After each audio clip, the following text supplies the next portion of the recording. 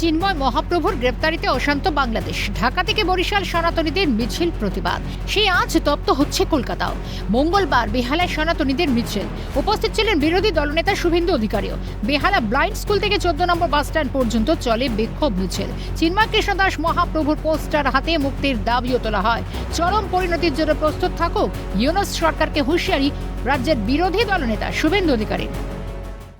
ভারত সরকার নিশ্চিতভাবে কাজ শুরু করেছেন এবং চরম পরিণতির জন্য ডক্টর ইউনূসের সরকার প্রস্তুত থাকুন। চরম পরিণতি আপনারা দেখতে পাবেন। মৌলালিতে বিক্ষোভে সরব হয় হিন্দু সেবা দলের প্রতিনিধিরা।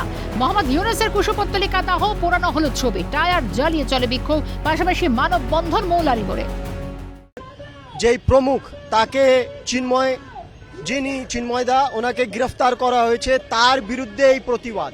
বাংলাদেশে যা হচ্ছে সেটা সত্যি একটা খুবই দুঃখজনক একটা ঘটনা, আর যেন এটা না হয়। আর সেই জন্য আজকে আমাদের এখানে হিন্দু সেবা দলের পক্ষ থেকে একটা প্রতিবাদ কর্মসূচি ডাকা হয়েছে। ক্যামেরা লিসন লোধের সঙ্গে অদ্রিজা ঘোষ ও রাজীব নস্করের রিপোর্ট, ক্যালকাটা নিউজ।